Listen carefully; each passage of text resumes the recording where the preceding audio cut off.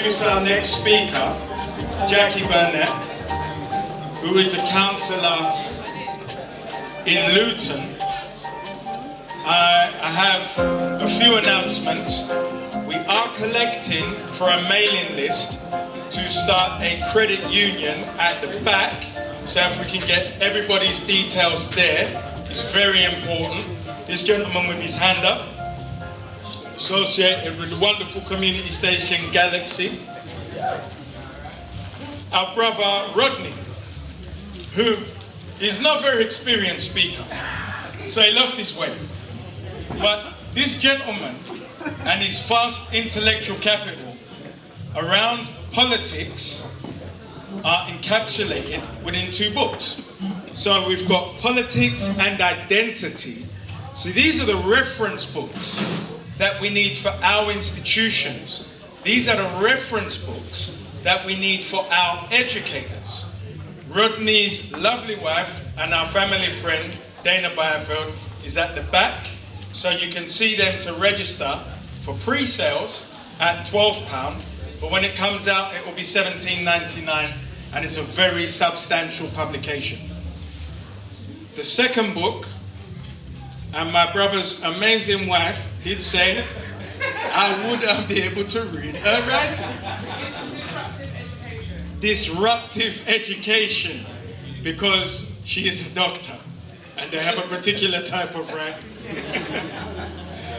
So you can see Dana at the back, but these are very important reference books, and they're very important reference books for people who work with our children. So as soon as there is a website, we will also put those notices out within all of our distributed messaging. So now I would like to introduce Jacqui Burnett, who's going to give you an understanding of what it's like from inside the halls of councils. Thank you, Jacqui.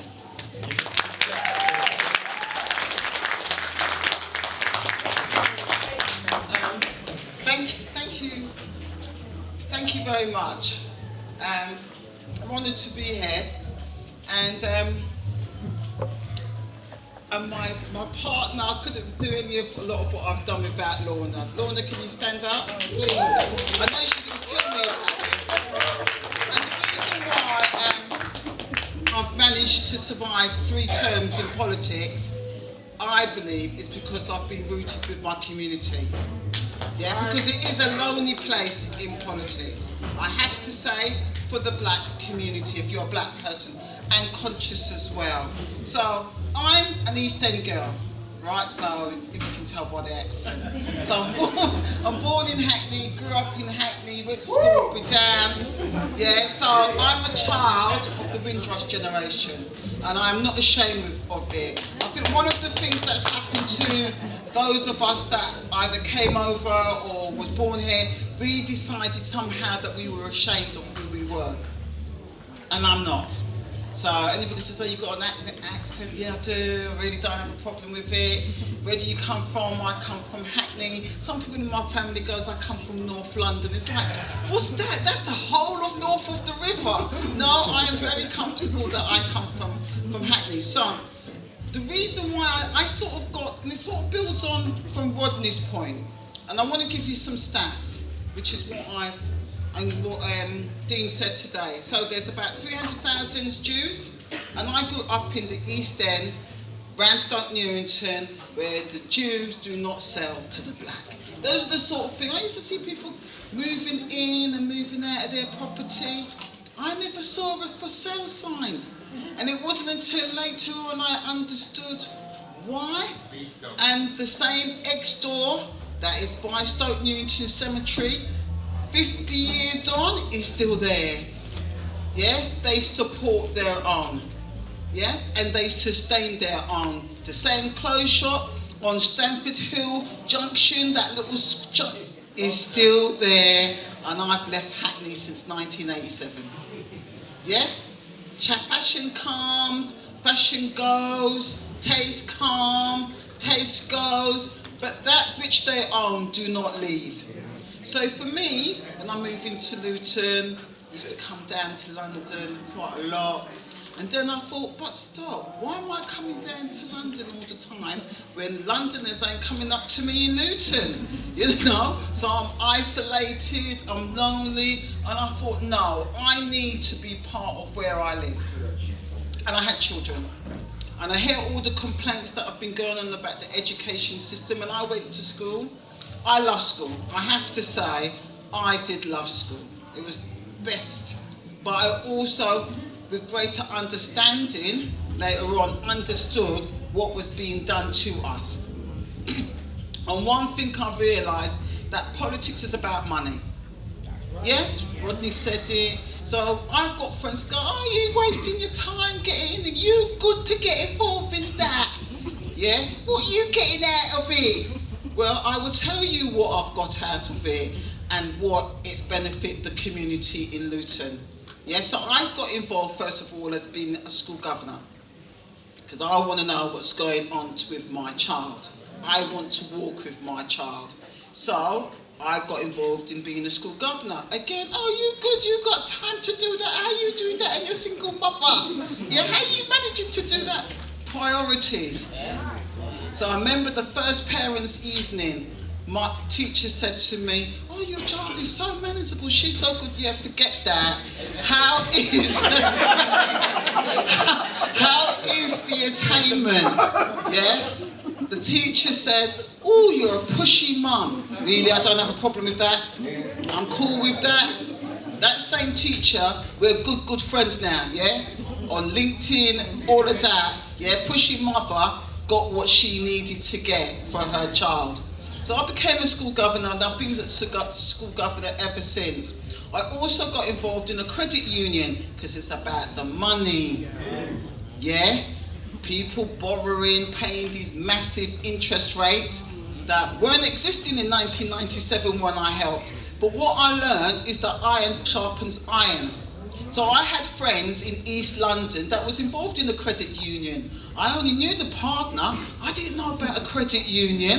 My friends involved in supplementary schools, yes? So it was the credit union. So I remember reading the newspaper in Luton, and they said, oh, we're about to set up a credit union. I thought, oh, I could have a bit of that, yeah? So I got involved. So I got involved in the credit union, and that helped me re-roof my house after I got it set up. So that's what I got back. I helped in setting it up. What I got back was not paying those exorbitant interest rates. Yes, at the time. So I'd done my roof, I did the fence, helped me do some other stuff because I was a single parent at the time. So I made it my priority to put my family and the politics, because politics is about choice. Money is about choice. What our community don't have is choice. So we get done too, instead of empowering ourselves. So the credit union, I got to know people. I got to get involved. Yeah? So education and school governor helped me with my child to navigate the path through. So I challenged the perception of black, because I was able to talk like them when I needed to. Yes? But then when I needed to shield my daughter, I told them that I'm a parent first and a governor second. And I've got massive respect from everybody. They call me the Rottweiler, the Bulldog. I don't really have a problem about that in Luton. Yeah, because it was about my children and then about my community. So about 2006, I got made redundant again, Tarati. Yeah. Oh, well, I've done everything right. I've got the education. I got qualified. Yeah, beyond degree level. Yeah, and then they changed the goalposts, and I was out of work, fighting an appeal, because the system told me, the state, that I had parental choice. I could choose what school I wanted to send my child to. So I went and I did those open days after work, and I told them I didn't want the catchment school because it was going into special measures. And I did a 2-page letter, and guess what? They gave me the catchment school. And I thought, what was that all about? Yeah, because I did it your way. So I thought, nah, this is rubbish. So, as an educated person who got the British education, I did one long letter to the head of education. However, they told me this is my choice. I then engaged with my MP, Rodney, saying you don't know your local MP. And guess what? She wrote a supporting letter for me. And I was so overwhelmed. But I then did 2 appeals. And in the appeal, I got to understand more about the system.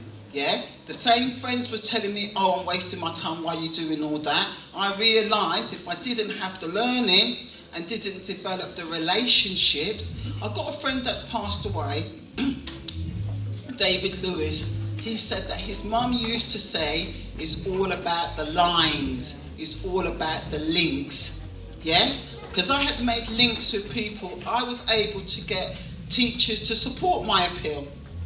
And I did 2 appeals. One in Luton for a school, and I lost it. It was like going to court. Yes? They tell you it's informal. No, it ain't no too informal. It's you and them. Yeah, and you're fighting for your child. And in the process, they said to me, why don't you make us your preferred choice? And I said, well, why would I do that? You've not made me an offer yet. And I lost the appeal. However, I won the appeal to a school in Harpenden. I was told before, why am I bothering to get my child into a school in Harpenden? Because you had no chance in getting it. But I won my appeal for a Harpenden school, and I lost my appeal for a Luton school that everybody classed Luton is working class. So it goes to show what can be done. This was the point of engaging in the system. However, in the time of having not much to do besides fighting an appeal, the community said to me, Jacqui, we think you would be good as a councillor. I went, yeah, you know what, I think I must be doing much better, because that school in my catchment, it's been crap for years and it's not moved. What is that? What are they doing? I was absolutely shocked. So I joined the Labour Party, because for me it's about values. One thing that Rodney is saying, and this is one of the things I'm asking my people to do, is to get more involved in politics. Because if there's 300,000 Jews, guess how many British Pakistanis in this country? 1.1 million. Now you would have thought that it was bigger, wouldn't you? Given the influences that they have up and down the country. But there's only 1.1 million Pakistanis in this country. There is 451,000 Bangladesh. You know, that's actually the same as the Caribbeans. But wow, look at the influence they've got. Yes? And then if you come to the Indians, there's 1.4 million. They're nearly on par with us if you take the whole of the African diaspora. The thing is, they have outside, like what Dean's saying, and they get involved inside, which we do not. They're on every governing body in my town. There's not one governing body where their children go to, they're not in. God, you got to look for us. Yeah? That's one thing. They fight. They will argue like puss and dog between them, the Indian, the Pakistani and the Bangladesh, but they lock down their money to write it for that sector. Because I've seen it with my own 2 eyes. Yeah? That is what I've learned in the system. So we think, oh, we can't be asked. They make sure that they're in the system, but they have outside the system. Yeah? They have their economic outside, and they have who they want that will be free to do what they want because they're not constrained by the politics. But they also have their people in the politics in every political party, whether it's Labour, Lib Dem, or the Conservatives. Yes? And they can recruit like that. Yes? I've already been told by somebody Indian that if the Pakistani get their certain way, in Luton they will recruit and change the colours of the town in a splash. We I am begging my people to join a party. Begging.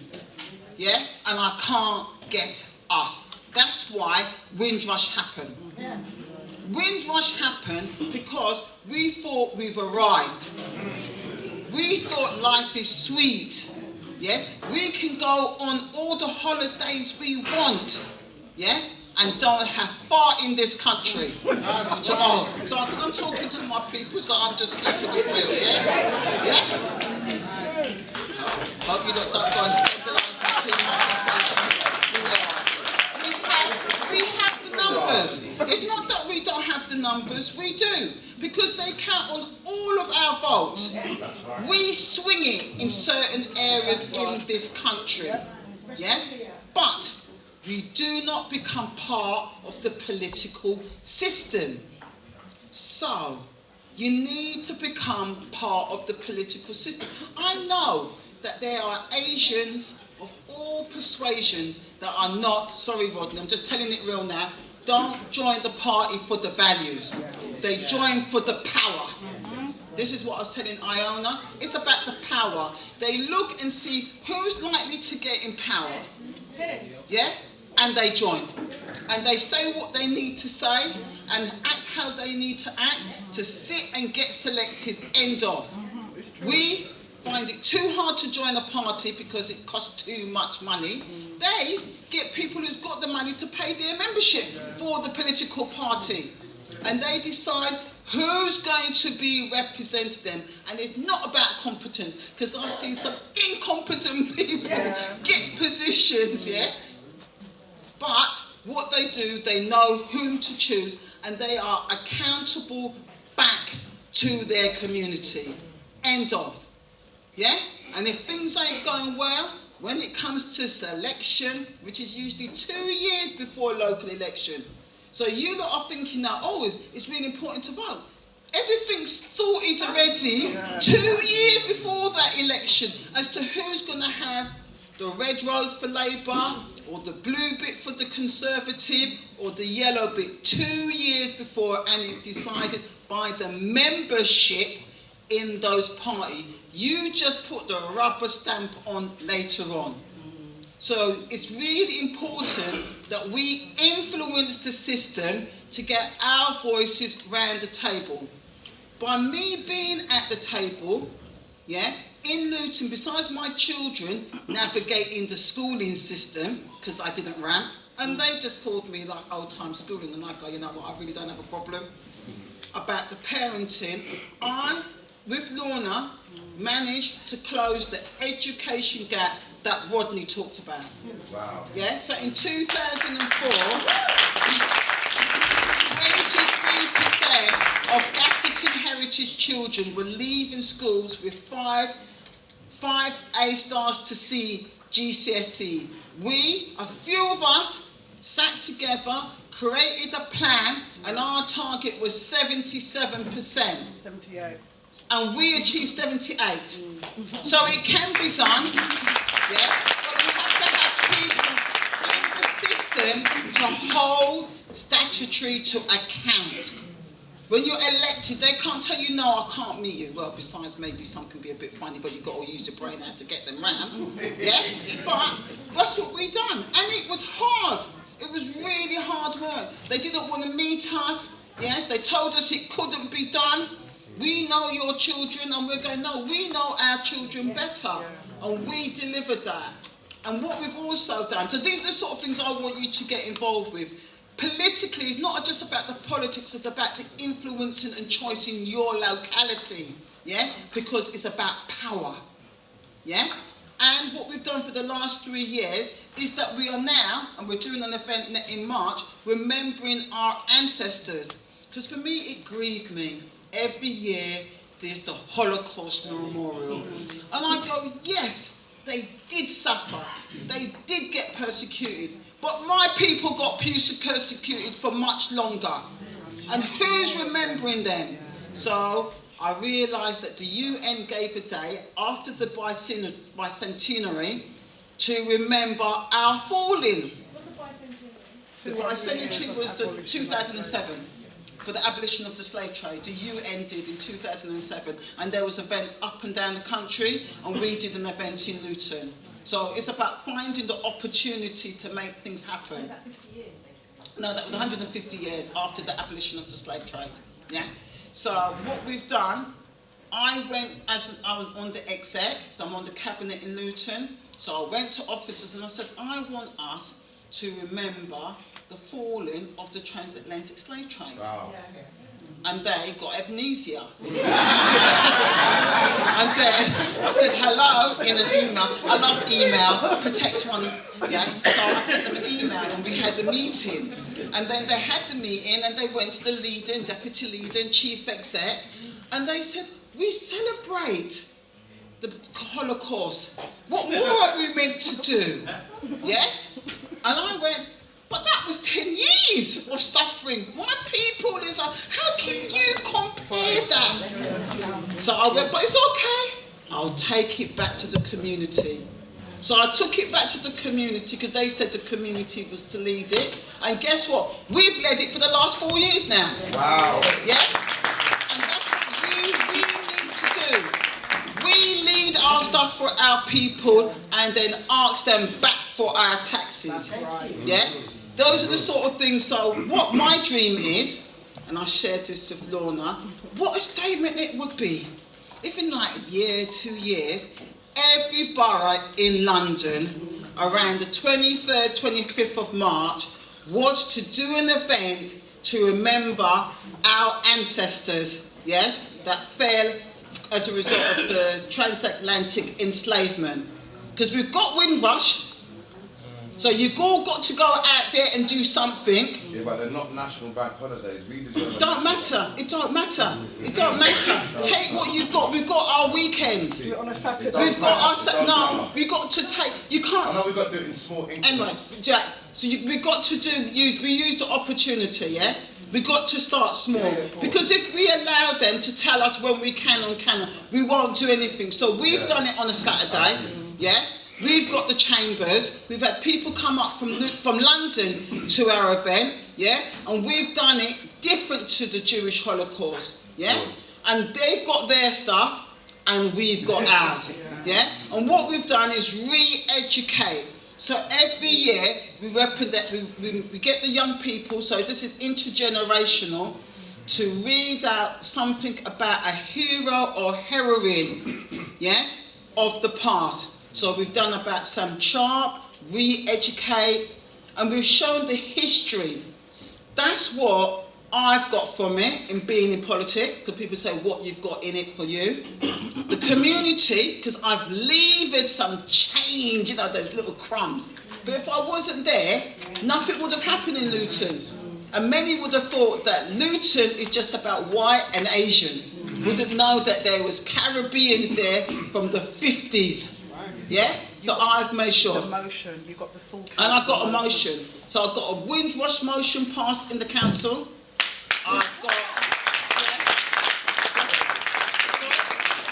Then it's about for them to work with the community. So Patrick Vernon, who's done the campaign for Windrush, he passed a motion in Hackney, got a motion passed in Hackney Council. And we, within the Labour group, on WhatsApp, has been trying to get other places to pass the motion. So Liverpool now has passed a motion with regards to Windrush and Lambeth, yeah, so that the local authorities will do stuff to recognise the contribution of that generation. So I've done that, and for slavery, for getting our event. So by having somebody at the table, you can have somebody speaking up for the community. If there's nobody there, we get forgotten. So that's why I'm glad that Dean's doing that. So please take away, go back in your area, yes, and do something with regards to the Windrush. Own it, don't let anybody else do it. You do it in the community, and the transatlantic enslavement in March. Thank you.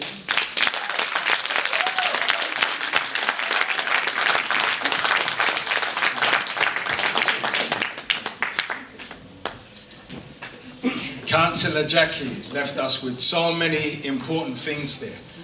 one of the most important things she said, and this is why they have secret societies, might be coded for many. She just told you the role of our businesses within the community. The role of the businesses is to back those who can, but we don't. The Yiddishers back who can. Asians back who can. It seems like it's foreign to us. It seems like it's new to us. There's not enough business people in our community that realize their role is to back those that can. This is huge. And the fact that a minute statistic of our people can push such legislation and change has happened without a mass organization. So what we need to teach our people is that they can be included, because they are included.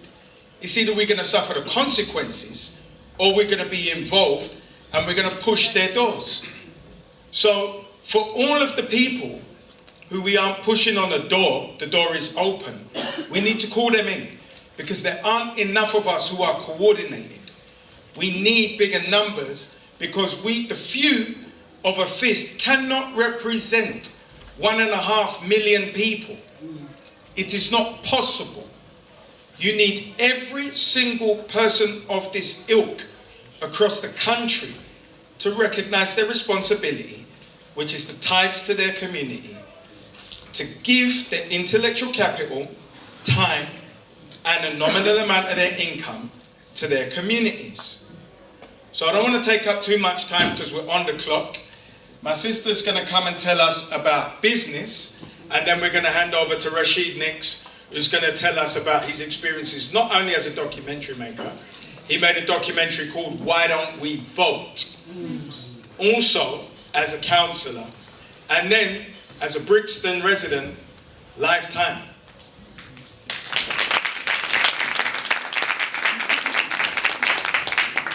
Hi everyone, my name is Sephora and I work for an organisation called Rich Visions.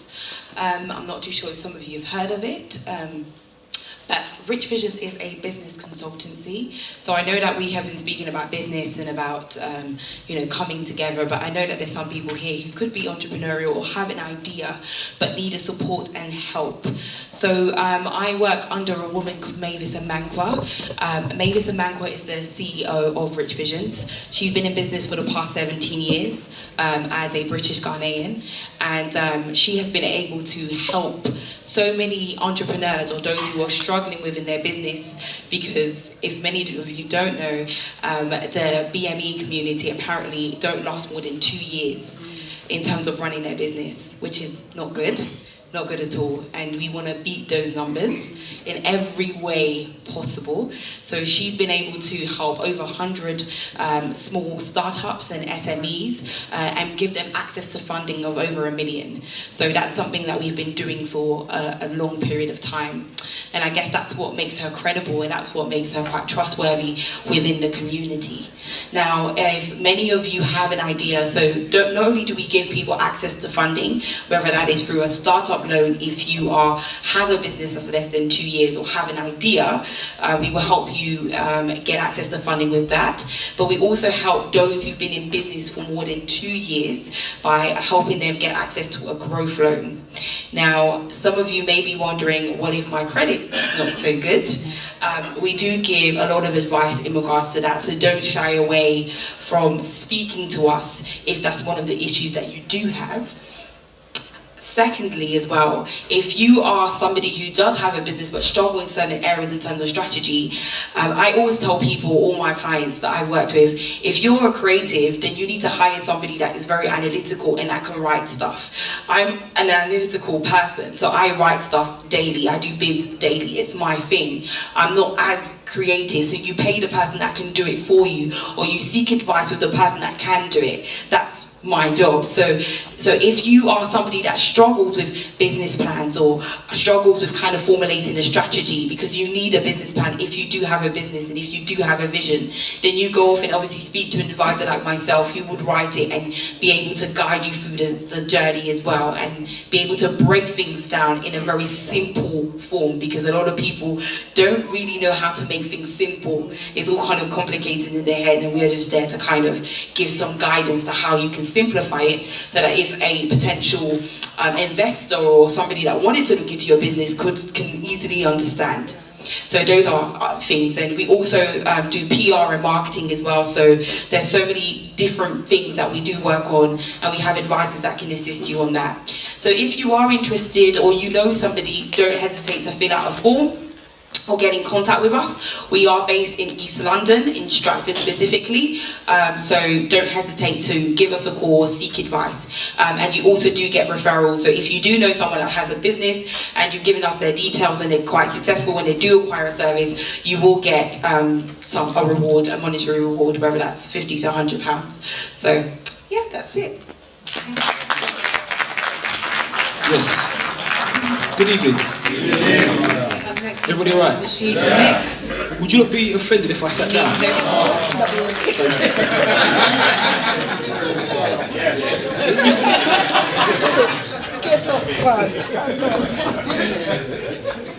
No, it's a bit cheeky because I've been at the back standing up and I've been standing at the side all evening, and I come and sit down like I'm just kicking back and relaxing. But I see this as being like a family gathering. So when we relax and we have a little laugh, that's when ideas and information is exchanged and we experience some growth. You know? When we come out of the anger phase, then things happen. There was an interview I was reading with Malcolm X, and this reporter said to him, you know, about regrets. And Malcolm said something about making the people more conscious. And the reporter, a white dude, said, oh, you mean make them more conscious to their oppression? And Malcolm said, no, make them more conscious of their humanity. Make them more conscious of their culture and what we can and cannot do. You know, just come out of the anger phase and just relax and just be and just breathe. So I've got to give a couple of very big shout outs. Sister Ola, Brother Dean, for making it happen, because if they didn't make it happen, where would we be tonight?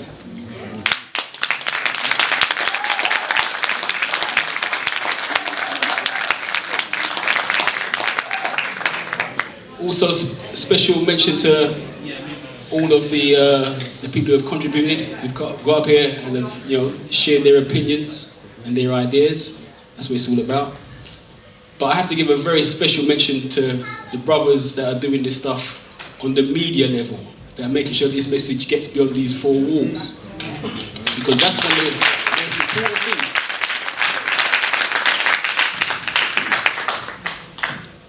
And now I'm going to start to chastise you. Okay? One thing I was clocking. Like me, I'm here, I'm at the side. The brother can testify. Every couple minutes I'm grabbing the pen, I'm scratching down notes. I hear something, I scratch down notes, I take a note. A young man I was doing some work with who attended Eton. It's a young English dude. And it's always good to move with people from different social classes and different groups, because you get little insights. And he said that the boss of Air Asia was doing an assembly at their school. And I thought, rah, I'm working in some academies where they get ex-convicts to come from jail to talk to our youths about going to jail. Eton, they're calling the boss of Air Asia, who's a multi-billionaire, to talk to these youths. So they know that they're going to go out into the world and they're going to change the world. He said the boss of Air Asia was talking to them, and he pointed at one boy and said, you're going to be a success. And everyone looked at this one boy. And the boy was like, who me? He said, yes, you. Why? Because you're the only person taking notes. Wow. The boss of Air Asia, worth a couple billion, pointed out one young man because he was taking notes. How many people in here tonight were taking notes? All right. You're lucky. I'm on you. Anyway, let's get this thing up and running. So we've got to share this information. We've got to make sure that this information is live and direct. But also, I think that it's more important that you have the opportunity to ask questions. Because I'm sure there's a lot of stuff that you want to know. So very, very briefly, I stood in elections in Brixton in the year 2014, 2015, 2016, 2017. And every time I stand, I always learn something new about myself, about my community, and about the world of politics. And I heard various definitions of politics tonight. I always like to think of the language that we use for politics as being the language of a 12-year-old.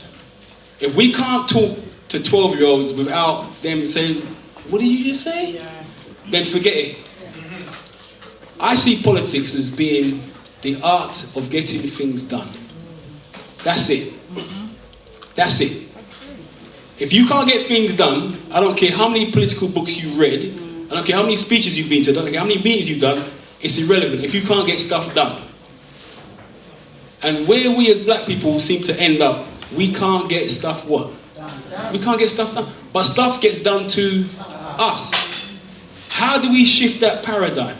How do we make that 180-degree movement to become the people who get stuff done? So when I made my film, Why Don't Black People Vote? I'm a documentary maker. I trained at the BBC. But I made a film about the politics of the area, Brixton, because this is my community. And then all the people that was in the film, from gang members to political animals or so-called political animals, when the elections came up, I said, who's going to stand for office, for election?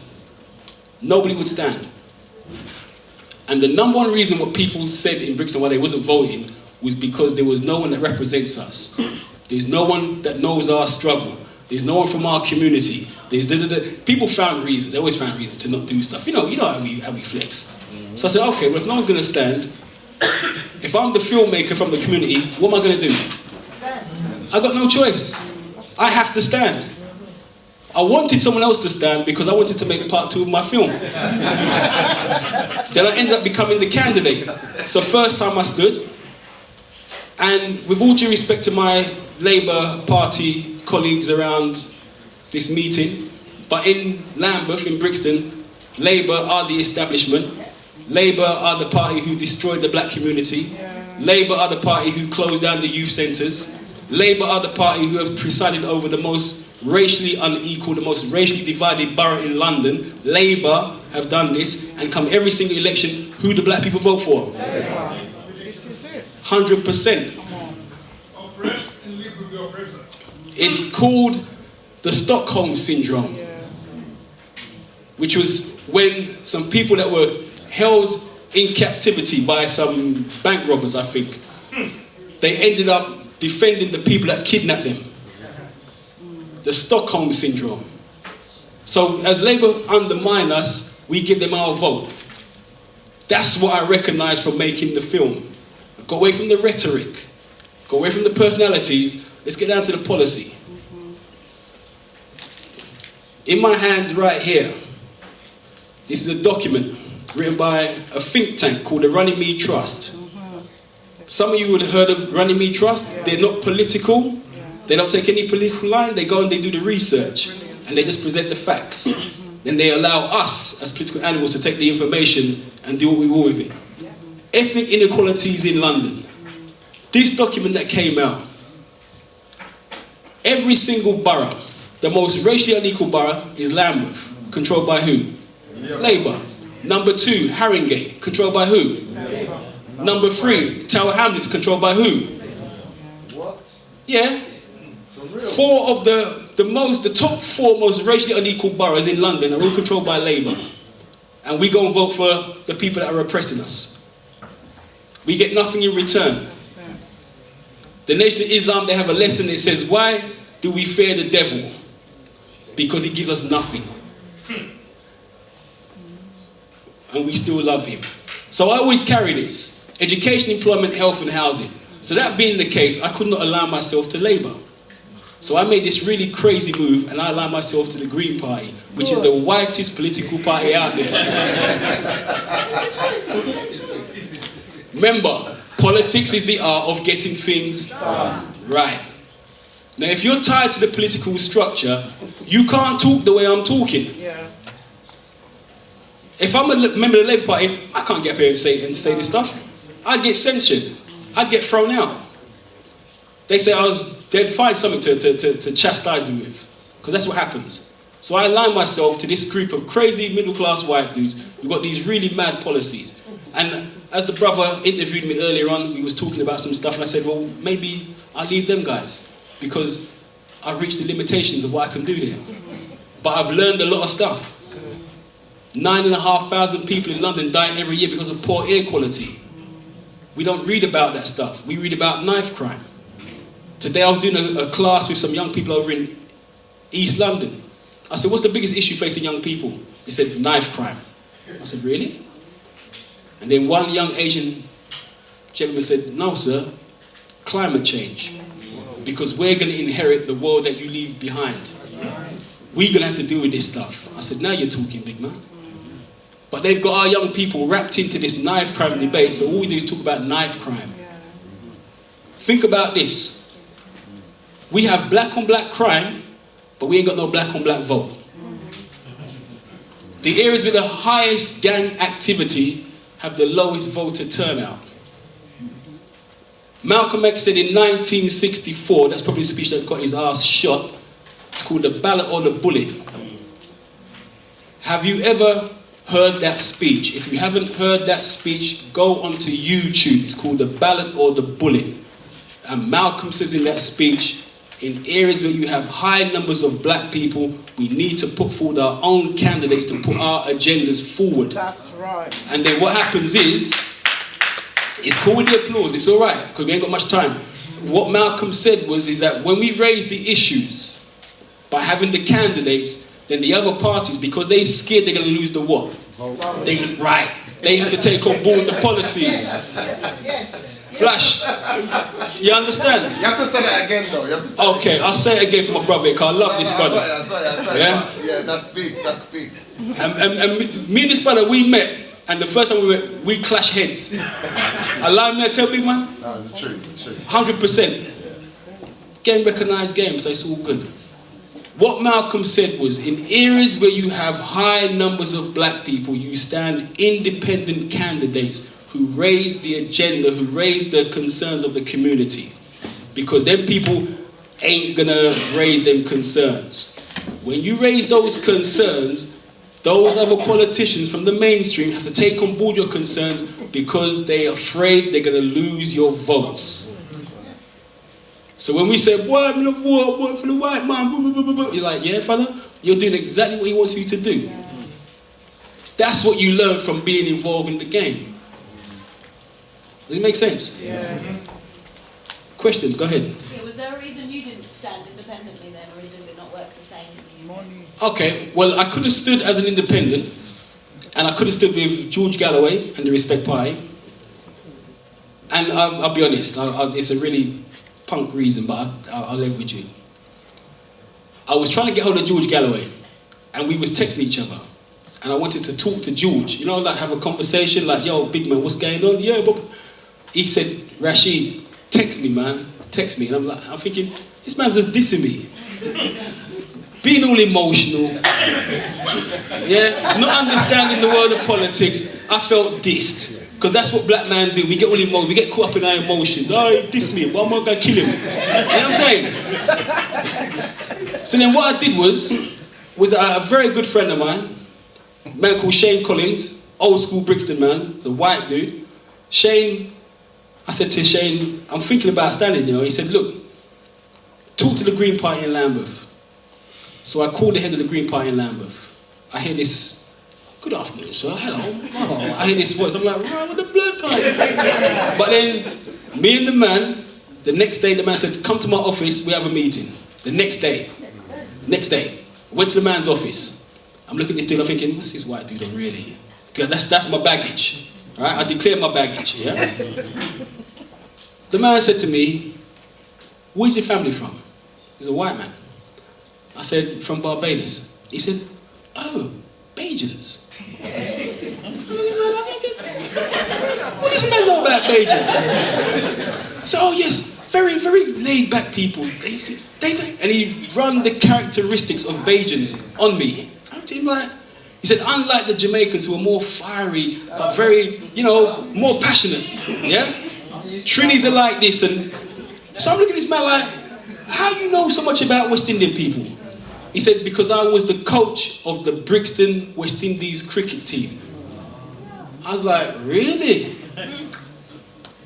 Big up to the West Indies cricket team, because England just went down to the Caribbean, yeah? And they went down there saying that they were going to whoop the West Indies because we was ranked number 8 in the world and they're ranked number 2. And what happened in the test match? We bowled them out for 77 runs in the first innings. We beat them by nearly 400 runs. We drove them into the ground in Barbados. Cricket is a white man's game. We played their game. Listen to the metaphor now. We learned the rules of the game. We played with our style. We put our flair on the game. People love it when we play the game how we're supposed to play the game. In politics, when we stepped into the arena down here and we took the block into politics, people were like, rah, these Greens are going with a mess. Because we came with flavour. And that was something that politics lacks. If we was running as Labour candidates, we'd have to be in the straitjacket. But because the Greens thought we ain't got a chance in Brixton, so just let these black men get on and do their thing. So we was on the pirate stations, we went up on Galaxy. Sorry, my brother, sorry.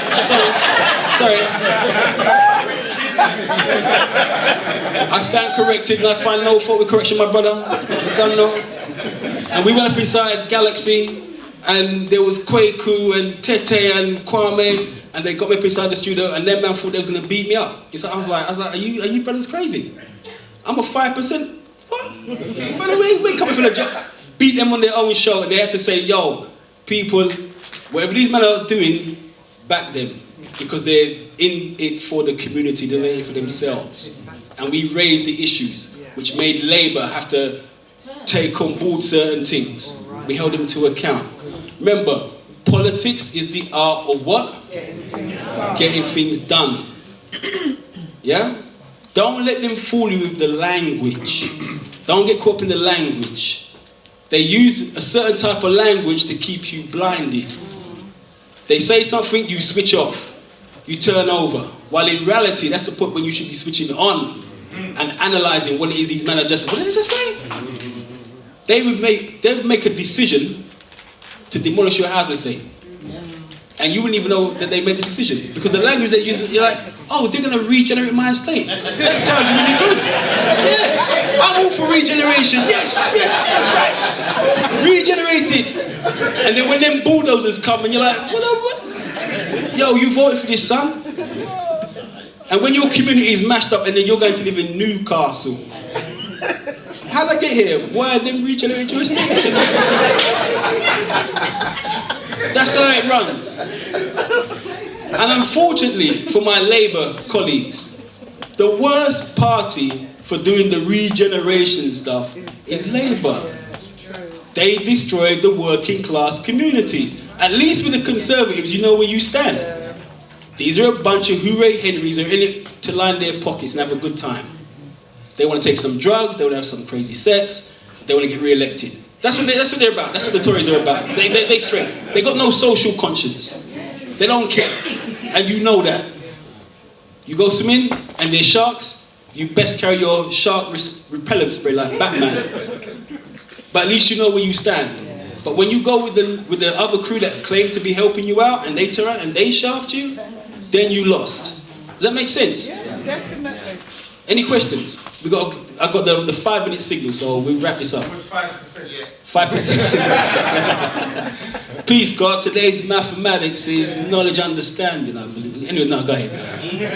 So, actually, in the beginning, we asked each other a question as to what we wanted to get out of this. And one of the reasons why I actually came, because I've been following the Brexit quite, as closely as I can do, but obviously they're not covering us. And I'm interested in what you think, how you think it will actually impact us, directly, the Brexit, or your... For black people? Yeah. Very quickly, it's going to be absolutely crazy. Because what Brexit has done, it has basically taken the genie out of the bottle. That genie being racism. So it's now respectable for you to be racist again. Whereas there was a long period where you couldn't do certain things, now it's like, it's okay, you can be racist, we've got Brexit, we've got our country back. And no matter what happens come March the 29th, March 30th, that genie is out.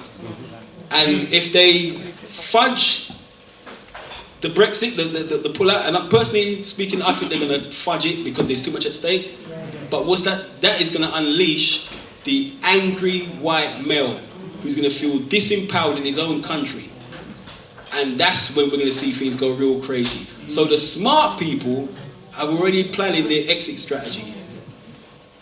This thing is going down. If you can't get an English cricket team to go and beat a West Indies cricket team, half the team is Bajans. You know the population of Barbados is less than the population of Lambeth. And we beat England, like destroyed them. And these men went down there like, yeah, we're going to take this, yeah. Took 9,000 supporters down there. So all the hotels down in the Caribbean are doing wicked business. So imagine it. So the hotels are packed up making money. The ticket sales is very good. And they lost. It's a perfect world for us, man. It's like, roll on next tour. But for us as black people, if we don't start getting some exit strategies, we're going to be... Because every time the economy in this country goes down, racism goes up. Yeah? Can I say one thing just to conclude? In the art of getting things done, I'm going to set you guys one exercise. And this is going to be crucial to what happens with Dean's idea of having the ACPAC. The ACPAC, I like that, the ACPAC. Which will be an organisation independent of any political party, which can hold these people to account, so they can deliver services to our people because we pay tax. Right. So we use the resources, but we get nothing in return. Why does he fear the devil now he's a big man? Because the devil gives him nothing. Here we go, to conclude. 2020 is the London mayor elections. Yeah? There are 1.5 million black and so-called mixed race people in London. I hate the term mixed race because I'm one of those people who just see one race. The human race. Okay? Racism and race is something that was invented by some white scientists about 150 years ago to justify enslaving us. So they come with this thing of racial differences, and we now fall into the trap and we play the game. It's like the boogie, what is it? Dupping off a thread. As long as we step outside of that, which is what I had to do as a person in the Green Party, once we step outside of that, it's a different relationship. Okay, so we've got 1.5 million. Think about this one. Malcolm said, the ballot or the bullet. I said the areas with the highest gang crime and gun violence have the lowest black voter turnout. So how do we shift that relationship? This is where you guys now come into the frame. Who's ready to do something really powerful? Yeah. I mean, I can't hear you. Yeah. All right. Who's on social media? Instagram, Snapchat, Facebook? Everyone. Okay. So here we go. Lambeth has got the worst gang and gun crime amongst young people. Lambeth. The most racially divided borough in London, which is controlled by Labour. Right, so we vote for our own self-destruction. Most unequal. The head of Lambeth Council is a lady called Lib Peck. Right? Yeah. Lib Peck. Say the name Lib Peck. I can't hear you. Say the name Lib Peck. Say Lib Peck. Say Lib Peck, the game is over. Lib Peck, the game is over. Lib Peck, the game is over. Lib Peck, the game is over. This is the ex-leader of Lambeth Council that oversaw the destruction of the black communities around here. Guess what position Lynn Peck was recently appointed to? You can even make this stuff up. Regeneration.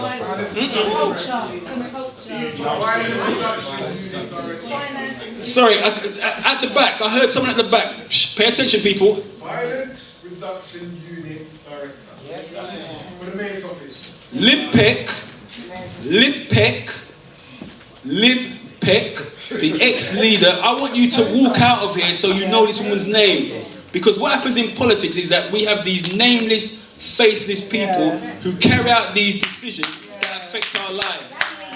We need to know who these people are. You understand? So when we see them, we say, Lib Peck, didn't that Rashid Nix call that woman out the other day? Why? Yeah, put them in the hard. Lib Peck, who oversaw the destruction of our community, who oversaw the highest rates of gang crime, the highest rates of gun violence, 80% of the people arrested who go through the cells in Brixton Police Station on a Friday suffer from a mental illness. The worst rates of mental illness in Western Europe are right here in Brixton. Lib Peck oversaw this. She has just been appointed to head up the Violence Reduction Unit for the Mayor of London. Now let me ask you this question, people. What do you think she's going to deliver? What's her qualification? To destroy. So what we have to do to conclude, remember, politics is the art of what? What we need to do is that we need to make as much noise targeted to make her position untenable. Not because it's a personal thing, it's because of her results. Imagine I was a plumber and all behind me was a trail of destruction and flooded basements. People up to their ankles in water, and I get the job to go and fix your plumbing. Yeah? What kind of job do you expect me to do? It's going to be a bit of a cowboy job, you understand? But guess how much she's getting paid? Wish. 120. 120. This is a woman that's been appointed by Sadiq Khan, the Labour Mayor of London. You understand what I'm saying now? Right. So, here's what we do. We hit our social media right now, like right now, Instagram, Twitter, whatever it is, and we say, Lib Peck, you got to go. You have to go. What's the hashtag? Make a hashtag. Give us a hashtag. Let's make a hashtag. That's exactly what Cerebellum is doing with the 7 things in it right now. Because before the evening, I'm going to give you a hashtag and we'll have a hashtag. Yeah? Right, that's right. Because it's dancing a little right. Because Lib Peck, big disrespect. Lib Peck, we got to Lib Peck, big disrespect. I like that. I like that. I like that. Nice alliteration there. That's good. I like that. Lib Peck, big disrespect. I like that. That sounds nice. And by the end of the night, that's nice. But what has to happen is, if politics is the art of getting things done, she has to go. We have to make as much noise leading up to the 2020 elections that Sadiq Khan has to. Because if he sticks with it, he realizes he's going to lose what? Right. And we need to see someone put in that position that actually knows what the hell is going on with these youths. So when the brother here was talking about we've got to have this holistic rites of passage from when they're babies. If that person who is in that violence reduction position doesn't have that type of view, then they're not serving our community. They're serving their own political agenda. So that's what we have to demand. And if we're here today, we've come out for this brother's meeting, and we are serious about this brother's meeting and what this brother's trying to do, then we will at least honour him and honour the people that have organised this. But more importantly, we will honour our children by making sure we deal with the art of getting things done. Rashid Nix, please.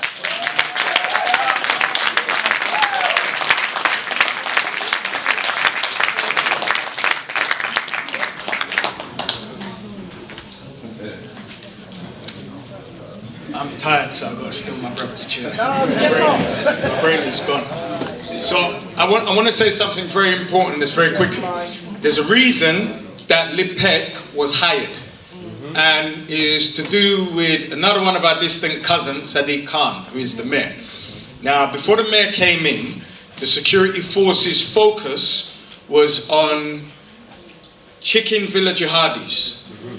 And if I came into the, see, I can say things that politicians can't, because I work for myself, I'm going to make it. Either they're going to come to my shop or they won't. I'm good, I'm fine. So, chicken villa jihadis were the focus. And if you put me in the mayor's office, I'm going to be very effective at taking the heat off of us, delivering resources to us, and transferring that somewhere else. So the first week, the mayor came in, there were raids on African Caribbeans in your area, Norbury and Tulse Hill, and they came out of a restaurant, a Caribbean restaurant, with a knife like this was what they found. But what they went in the restaurant to prove was that drugs were being sold. So again, you heard me say I respect the position, because we don't do that. When we get into these positions, what we do is we change the way we speak, we become very media friendly, and there's one that just resigned. I enabled this man to lose his composure once because he's a very effective barrister. My brother was there, and the cheese slid off the toast. Because these characters aren't as impressive as you think they are. It doesn't matter. He's now gone back in. You see why I'm not going to name him? Because he did the right thing. And he resigned. And you see, when Lipek resigns, she would have done the right thing. And we can enable her to resign. And you know what it is about why she is there? She is what is known as a czar. Czars are experts. And my brother was in the room for the interview. He was actually brought in as a consultant to ask hard questions. So an hour after that interview finished, me and my brother had a debrief. And she was the third worst candidate in a room with no African Caribbeans, where allegedly we are 79% of the problem. Which he also asked, why aren't the candidates there? And the answer was, there were no African Caribbeans who had the acumen for the role of czar. Now, because we know between us, all of the gentlemen in that senior position, we said they must have been consulted. They must have been interviewed. And I made 4 phone calls after the fact to gentlemen who the role was a mystery to. So Khan has put this woman in place to fail. However, she is a public figure accountable to somebody, because she is a somebody. Okay. So when we talk about the rites of passage, when we have organizations like 100 Black Men and Manhood Academy, WYLA, amongst many more, who are all brothers. See, they're not separate brands. They're gentlemen in isolation who formed this thing because our African spirit tells us to do it. So they come together as a consortium, and they're all in one WhatsApp group, and everybody knows each other. So when we go to LIP with this solution, and that's all we want money for, we'll have the people behind us.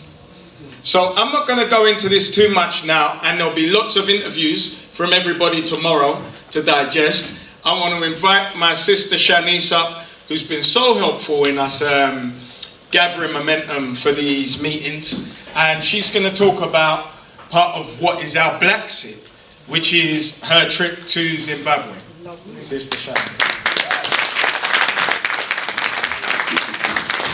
Rise up, Brother Dean and Sister Iola, for the amazing work that they're doing across the community. Absolutely fantastic. This is an important, very important day and time, 2019, us as a people organising for political power. So important that we do that. And you know, we will be more effective when we come together as a collective and move forward as one. So want to rise yourselves up for the great works that you're doing in that area. And as our brother was saying earlier, it's important that we have an exit strategy and we don't put all of our eggs in one basket, because, you know, when, as they say, hits the fan, we know who they're going to look to first as scapegoats. And it's a road that they were going down. They tried it with the Windrush. But, you know, the Commonwealth was coming up and it was a big embarrassment on the Queen. So she had to instruct her political representatives to make a U-turn. But that is the road that they're on. And we're looking today at the need for us to organise strategically at a national level in terms of organising politically, but we also need to keep an eye on what's happening in Africa. If you've been following the news recently, you know, like me, you might want to conclude that there seems to be a new scramble on for Africa. You've got the German Prime Minister talking about voluntary recolonisation of Africa. You had the Lord, one of the Lords in the House of Commons, joking about voluntary recolonisation of Africa. You've got the French and the Italians arguing between themselves because the French government still has 44 African countries paying them reparations. How much billions every year, which leaves those 44 African countries with very little for them to be able to manage on. And you've got, which is the most recent one? I think Theresa May saying investments, I mean billions investment or something like that. They're going in and the Americans as well today are also talking about Nigeria, and are saying that they're predicting a catastrophe in Nigeria. So they've all got their eye on different African countries with a view to, you know, a new scramble on for Africa. So as well as being very politically aware of what's going on here, we also need to be politically aware of what's going on in Africa. We've got more power than we realise as a people. We just don't exercise that power, you know. But we have a powerful voice here. We're in the belly of the beast, so to speak. This little place here called England impacts the world, you know. And any time we come to organise in a strategic and structured way, we can have, we can be very impactful and effective. So in terms of organising for a Blacksit, I like that one there. There are the ones like myself who are organising trips to different parts of Africa. I'm doing Zimbabwe. There are others that do the Gambia, others that do Ghana. And this is year 3 for me with my trips to Zimbabwe. And I've taken 60 people in total who have had a fantastic time. And it's 14 action-packed days. When we go, we don't just stay in one hotel for the whole time. We visit 5 different cities and we spend and stay a few days in each of them. And while we're there, we do the tourist stuff, we do the history, we do the culture. This is a trip that's supported by the Zimbabwean embassy, and it's also supported by the ministers and businesses in Zimbabwe. So I'd really urge you to leave your contact details with us at the table over there so that I can send you a link for more information about our fantastic, bombastic trip to Zimbabwe. And if you want to hear more from me, I'm also a presenter on Galaxy Radio, Galaxy Afiwi. My show is on a Wednesday from 10 a.m. through to 1 p.m. And we talk the team. Yeah, it's us talking about issues that impact and affect us. Yeah, so get the contact details for the phone in as well, or leave your details and I'll WhatsApp you the link to the Big G so that you can join in the debate and continue to have discussions about us organising politically, economically, socially, culturally, etc., etc. One love, family. We need our heart and mind to think different. That's what we need to do. And I'm going to show you and prove how it works. As a young boy, my soul cry was for unification between black, Jamaican, West Indian. I wanted to see that unification. Didn't know how it was going to happen as a teenager. Today, I'm standing in what I thought was an impossibility. We're witnessing it here and now, aren't we? So what does that prove? That proves that the impossible can be possible. So unless you have a dream and a vision that is bordering on the realms of impossibility, you're not dreaming big enough. So the song goes like this. Unification is better than this separation. So you got to understand. Don't try and buy down your brother man, 'cause we got to get through this life.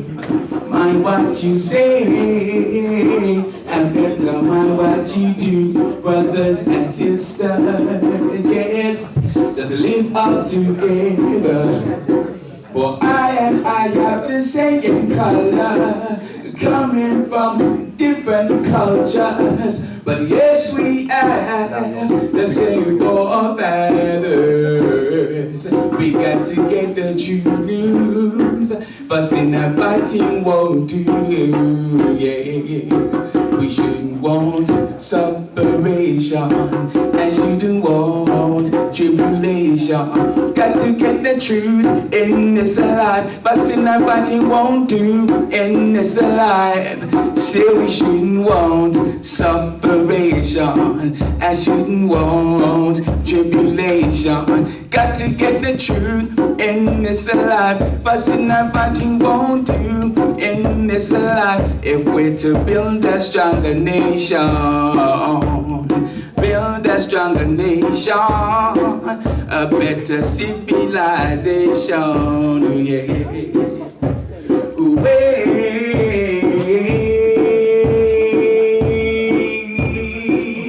Will my people wake up? Oh Lord, hear my cry.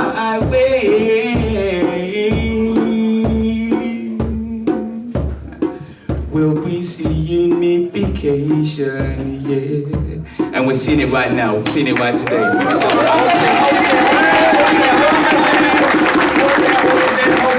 So, can we come in and make the final pledge about what it is that we are going to do? Because we need to do something, and I'd like all of us to somehow find a way to step in here, into this middle, with your commitment of what you're going to do. That could be an action, that could be a sound, that could be a movement, that could be a song, that could be anything. But by the end, you're not all standing around on the edge, you are in the middle, joining a collective force of action. You do, you say, whatever it is that you need to do, but by the time we finish, in the next minute, you'll be in the middle and we will all be one.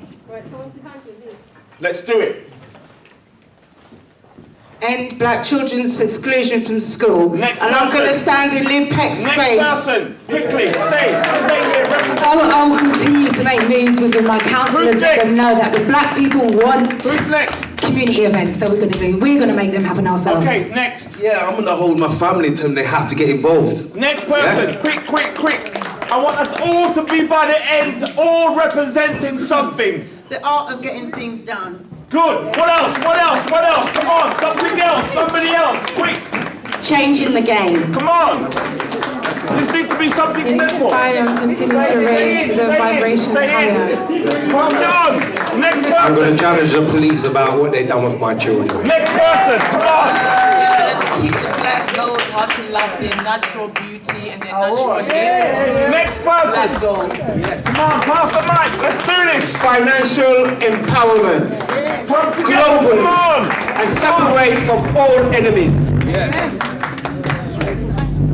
I'm going to continue to showcase what people in my community are doing via the media platform that we, the people, have created. Yes. Come on, come in, sister. Come in, brother.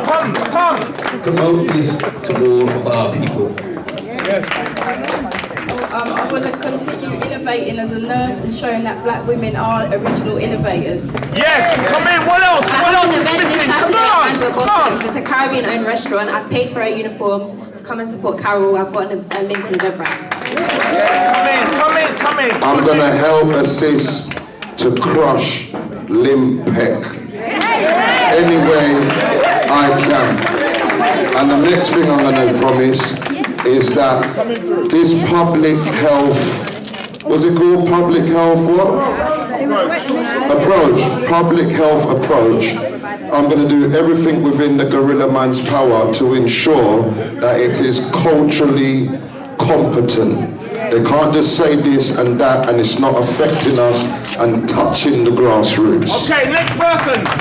I'm going to keep on telling stories that inspire and engage the young black community. Come in. Next person. Pass the mic.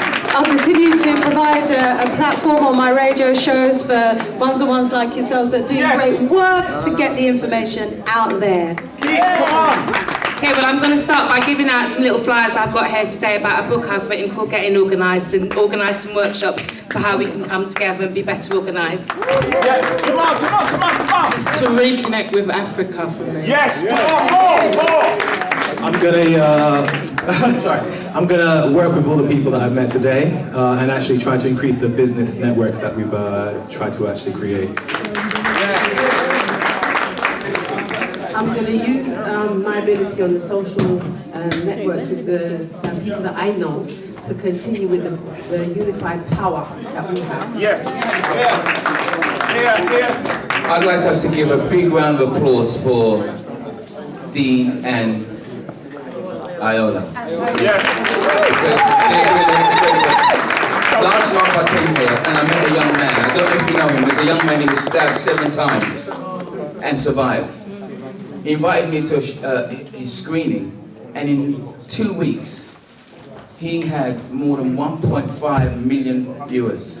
That's the power. I wouldn't have met that young man if this event didn't take place. He's now asked me to mentor him. So this is the spirit that we want to be able to cultivate. Let's work with the spirit of oneness. We've been waiting. Well, just going to spread the good news about this event because I think more of us need to know about it and we need to fill this room every month. Yeah. Yes. Who's next? Come on. I'd just like to say, I'm here on behalf of the Black History Man, Robbie Walker. He's got a course on right now. He couldn't be here. I here representing him to work for the community. Robbie Walker. I just want to thank everyone for being here today and for all the talkers who inspired me. I'm going to take this out and share it with absolutely all of our community, wherever they may be.